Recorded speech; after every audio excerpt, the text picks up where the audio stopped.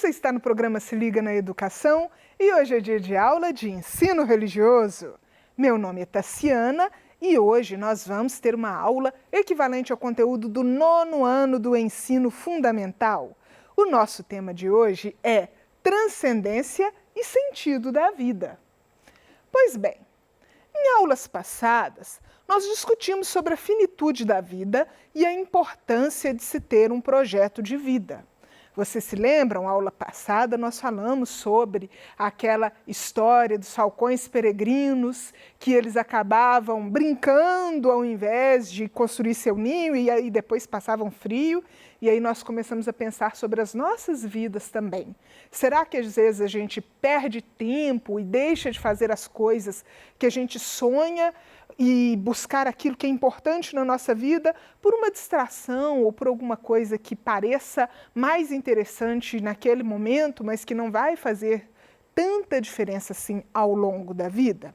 Pois é, esse assunto nós temos voltado nele nas últimas aulas, mas a gente tem falado muito sobre como administrar na nossa vida aqui. Mas tem uma coisa muito interessante, principalmente porque nós estamos na aula de ensino religioso, porque existem muitas pessoas que acreditam que a nossa vida não se limita à existência nesse plano aqui físico que a gente vive, material, em que a gente tem essa vida comum que a gente tem todos os dias. Muitas pessoas acreditam que existe também a possibilidade de que haja uma vida depois da morte. Então a gente vive todo esse ciclo que a gente tem para viver, de nascer, crescer, envelhecer, morrer, e aí muitos acreditam que depois que a gente morre, a gente ainda tem a chance de continuar vivendo. E é sobre esse assunto que nós vamos falar hoje. A finitude da vida, ela é a única certeza que a gente tem. A gente nunca sabe o que vai acontecer no dia de amanhã, mas a gente sabe que todos nós nascemos já esperando o dia em que nós vamos morrer. Isso, infelizmente, é uma realidade. Só que tem que essa nossa realidade de saber que nós temos um fim, nós temos um prazo de validade, nós temos um tempo para estar aqui, ao mesmo tempo que é um problema, porque a gente sempre pensa assim, puxa, a vida ela é tão curta, é tanta coisa que a gente gostaria de fazer e que não cabe dentro do limite de tempo da nossa vida. E da mesma forma quando a gente pensa nas pessoas que a gente ama. Então a gente pensa, puxa, minha mãe, meu pai, meus avós, meu cachorro. E aí a gente fica olhando e pensando assim, puxa, por que tem que ter um fim? Por que não tem um jeito da gente assim viver para sempre? Mas ao mesmo tempo que viver para sempre tem essa vantagem assim da gente nunca perder alguém que a gente ama e da gente poder fazer tudo que tem vontade, também tem um problema, porque o que dá sentido muitas vezes à nossa vida é a gente saber que a nossa vida tem um fim, que é uma trajetória, que a gente não está preso aqui eternamente no sentido de que, olha, se pode acontecer o que acontecer esse ano, ano que vem, eu tenho ano que vem, e o outro, e o outro, e o outro, e você vai vivendo eternamente. Não, isso também se torna um problema. Muitos filmes, inclusive, exploram essa questão de pessoas que que ganharam a dádiva de viver para sempre e que, no final das contas, essas pessoas elas se sentiam mais infelizes e frustradas e vazias, porque nenhum plano que elas pudessem fazer é capaz de preencher a eternidade. Um plano pode preencher 1, 2, 5, 10 anos, 50 anos, 80 anos, mas nenhum plano é suficientemente grande para preencher a eternidade. Então, ao mesmo tempo que a finitude ela é um problema e uma coisa que a gente não gosta de pensar que a vida da gente pode ter um fim, ao mesmo tempo ela é também uma coisa que ajuda a gente a pensar na nossa vida e dar sentido a ela. E pensar, olha, eu só tenho essa vida aqui, o que eu quero fazer com ela para dizer a minha vida valeu a pena? O que eu quero fazer com a minha vida para que a minha vida seja realmente alguma coisa que vai contribuir com a humanidade, para que as pessoas se lembrem de mim como alguém que fala assim, olha, fulano de tal passou por essa terra e a existência dele fez bem aos outros. Então, realmente, a finitude, ela é desagradável por um lado, mas por outro lado, ela é muito boa porque ela nos ajuda a pensar na nossa vida e administrar o tempo que nós temos aqui. Pois bem, mas ninguém sabe o que acontece depois que morre. As religiões, elas procuram oferecer uma explicação, mas o fato é que ninguém pode dizer, olha, eu morri, fiquei lá uma semana, voltei e estou contando. Não é muito, a gente não vê ninguém falando isso não. Agora, a gente vê pessoas que tiveram experiências que mudaram a sua perspectiva sobre a vida. Um caso desse que eu quero falar com vocês é sobre a experiência de quase morte. Vocês já ouviram falar nisso? A experiência de quase morte, ela é uma sensação de transcender o mundo físico que acomete algumas pessoas que estão muito próximas da morte. Então, normalmente acontece com uma pessoa que está muito doente, que sofreu um acidente, que está passando por uma cirurgia, e aí essas pessoas costumam relatar que tiveram uma sensação assim que elas estão indo. E isso é uma coisa que não diz respeito só ao campo religioso, essa explicação não. A ciência pesquisa, inclusive, nas referências aqui da nossa aula de hoje, que depois eu vou mostrar para vocês, tem artigos científicos sobre isso, de médicos que pesquisam por que as pessoas têm essa sensação de que elas estão saindo do corpo, e algumas relatam que assistiram ali o que estava acontecendo, mas não estavam sentindo nada. Então, essa experiência de quase morte é uma coisa que é investigada pela ciência também, para procurar entender o que acontece com as pessoas e como que é essa experiência do fim, sem ter que passar por ela, né? Então, a experiência de quase morte, ela frequentemente conduz as pessoas a uma transformação espiritual. Não sei se vocês já ouviram alguém falar isso, mas fala assim, olha, eu quase que morri e a minha vida toda passou diante dos meus olhos. Outros, às vezes, passam por uma situação, adoecem ou sofrem um acidente, e aí quando eles voltam, eles não voltam a viver a vida que eles viviam antes, eles repensam aquele planejamento, que é aquilo que a gente vem falando nas aulas, a pessoa vê a vida com outros olhos, fala assim, gente, eu podia ter morrido. E eu vou continuar vivendo do mesmo jeito que eu vivia antes? Não, eu vou mudar isso. Eu vou construir uma vida diferente daqui por diante. E essa é uma das coisas que costuma acontecer com as pessoas que têm uma experiência de quase morte. Porque a pessoa fica diante desse dilema que todo ser humano passa, que é a finitude. Se por um lado ela é muito ruim, por outro lado ela é muito boa, porque ajuda a gente a pensar na nossa vida.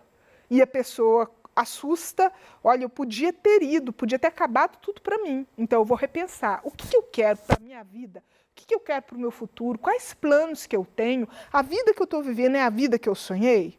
E, às vezes, essa experiência de quase morte leva as pessoas a refletirem sobre isso.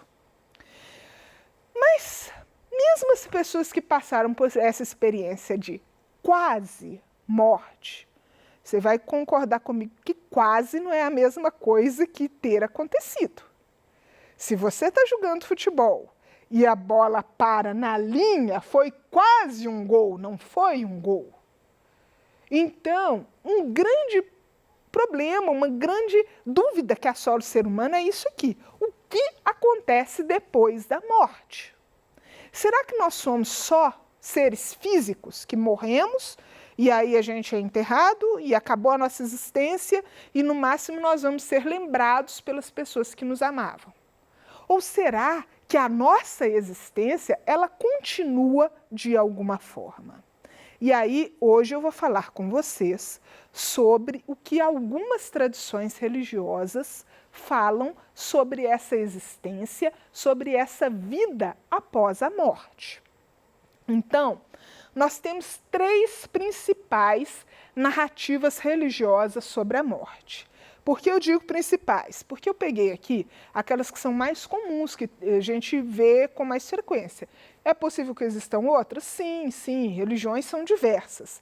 Mas eu peguei 3 aqui que estão mais presentes, inclusive na nossa cultura, que são a ancestralidade, a ressurreição e a reencarnação. Tá, professora, mas o que exatamente é isso? Vamos continuar. A ancestralidade, ela é uma explicação para a vida após a morte, que ela é mais comum em povos e religiões tradicionais. O que exatamente consiste a ancestralidade? Na crença de que existe algum lugar, não físico, obviamente, um lugar espiritual, para onde vão os espíritos das pessoas, daquele povo ali, daquela comunidade que morreram. Por isso que, normalmente, essa explicação aqui está ligada a comunidades tradicionais. Quem mora em cidades pequenas vai entender isso melhor do que quem mora em cidades muito grandes. Porque quando você mora numa cidade muito grande, você, assim, você não conhece todo mundo. Às vezes você mora ali 10 anos do lado do seu vizinho e você nunca teve a oportunidade de conversar com ele.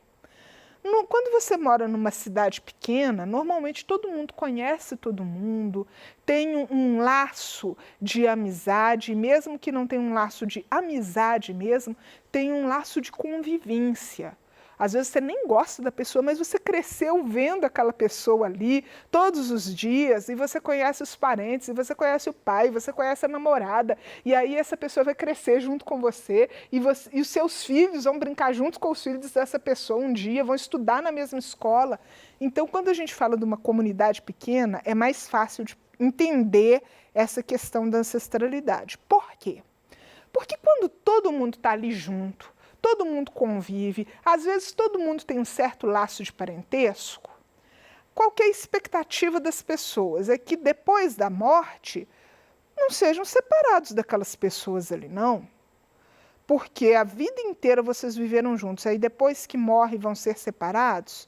E também nessas comunidades tradicionais, o idoso é valorizado de uma forma que na nossa cultura muitas vezes não é. O idoso, ele é uma referência para a comunidade.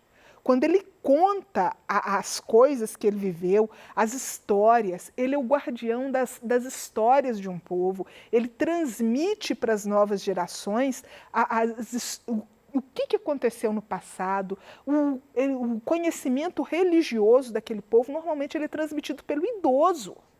E aí, o idoso também normalmente é o que morre primeiro. E aí, o que eles pensam? Não, essa pessoa que morreu, ela foi para um lugar, ela foi se reunir com os ancestrais nossos, com os nossos bisavós, tataravós, com os avós dos nossos tataravós que já foram e que estão em algum lugar ali zelando pelo nosso povo. Então, eles acreditam que existe um lugar para onde os espíritos daquela comunidade ali vão ficar junto com os seus ancestrais. E aí, o que acontece? Como exemplos de culturas culturas religiosas que adotam a ancestralidade, nós podemos falar sobre as religiões tradicionais indígenas. Inclusive no PET tem uma história muito bonita sobre um grupo indígena que fala isso, que é como se as pessoas fossem gotas d'água, e aí quando elas morrem, elas vão fazer parte de um rio, ou seja, elas se juntaram ali a todos os outros que já se foram como eles. E o candomblé, que é uma religião tradicional africana, que aqui no Brasil ela é muito praticada e que as pessoas tendem a pensar dessa forma também, que à medida que as pessoas vão morrendo, elas vão indo para junto dos orixás e de lá elas continuam a zelar pelas pessoas da sua comunidade que estão em vida. E todos que vão morrendo, eles vão nessa esperança também de se ajuntar a todos os seus antepassados. Segundo exemplo que eu vou falar hoje é sobre a ressurreição. A ressurreição, ela é bastante conhecida porque, como aqui no Brasil a religião mais praticada é o cristianismo, e o cristianismo ele defende a ideia da ressurreição. Eu coloquei aqui como exemplo o judaísmo e o cristianismo, que defendem a ideia da ressurreição e são religiões que influenciam muito a cultura ocidental. Então, de certa forma, todo mundo já ouviu falar um pouco sobre isso. A ressurreição é a crença de que aqueles que morreram tornarão a vida em uma ocasião específica. Por que em uma ocasião específica? Porque não é aquele negócio assim de morreu hoje, aí amanhã acorda e vamos voltar à vida. Não é isso, não. A ideia da ressurreição é que todos aqueles que morreram, um dia tornarão a estar vivos, receberão seu corpo de volta, seu corpo mesmo de volta, para experimentar a retribuição pelo aquilo que eles fizeram em vida. Vocês já ouviram falar na expressão juízo final? Ela é muito ligada à crença da ressurreição. Então, uma pessoa acredita que ela morreu, e aí um dia ela vai voltar à vida e foi muito boa, então ela de alguma forma vai ser levada a viver uma experiência num mundo restaurado, onde ela pode ser plenamente feliz, enquanto que aqueles que não tiveram uma vida legal, que não fizeram as coisas boas, dentro do cristianismo, o que se fala é sobre a segunda morte. Então, eles receberão uma condenação de não tomar parte da vida eterna que aqueles que tiveram a conduta adequada, a crença religiosa adequada, receberão. Aqueles que tiveram uma conduta inadequada, dentro da ideia da ressurreição, eles passarão por uma experiência de segunda morte. Tá? Próxima teoria que eu vou falar é sobre a reencarnação. Porque a reencarnação é uma teoria relevante para a gente falar aqui no Brasil. Porque no Brasil nós temos a maior comunidade kardecista do mundo, que defende a reencarnação, porque no Brasil nós temos uma grande comunidade oriental, muitos deles budistas, e o budismo também defende a reencarnação. O que a reencarnação ensina? A reencarnação ensina que o espírito humano, quando a pessoa nasce, ela tem um espírito. E aí ela vai viver a sua vida para alcançar evolução espiritual, para o seu espírito melhorar, para aprender a ser uma pessoa melhor. E aí, durante a sua estadia aqui, pode ser que ela aprenda ou pode ser que ela não aprenda. Se ela ainda está precisando de aprender mais coisas, então essa pessoa ela vai morrer e vai voltar, vai reencarnar como outra pessoa. E aí, gente, nessa de reencarnar, ela pode reencarnar, por exemplo, era homem, pode reencarnar como mulher, ou era pobre, pode reencarnar como rico, era lá da Ásia, era chinês e aí reencarnou como brasileiro, pode reencarnar de qualquer forma, e algumas religiões ainda acreditam que pode reencarnar até como planta ou animal, dependendo da religião. E aí, eles defendem que as pessoas vão passar por esse ciclo de morrer e tornar a nascer, e tornar a morrer e tornar a nascer, até que atinjam aquele nível espiritual que lhes garanta não precisar mais de passar por esse processo. Então, por exemplo, dentro do budismo, a gente pode falar sobre o nirvana, que é aquele estado em que a pessoa atingiu o máximo da evolução espiritual. Aí ela não precisa continuar voltando. Então, a crença na reencarnação também é uma crença muito popular no Brasil, e por isso a relevância de nós falarmos nela hoje. Para refletir, eu gostaria de convidar vocês a pensar um pouquinho como que a ideia de finitude afeta a sua forma de viver. Você acredita que existe vida após a morte? Se você acredita, o que você acha que vai acontecer com você? E se você não acredita, você acha que isso muda a sua forma de ver a vida e de se planejar para o futuro? Você acha que as pessoas, elas tomam decisões na sua vida preocupadas com o que vai acontecer após a morte? Ou será que as pessoas só se preocupam com o que acontece nessa vida? Reflita um pouquinho sobre a sua perspectiva e sobre as pessoas com quem você convive, como que elas agem, e aí, mês que vem, nós voltamos a conversar sobre o nosso tema de aula. Essas aqui são as nossas referências da aula de hoje e muito obrigada e até a nossa próxima aula.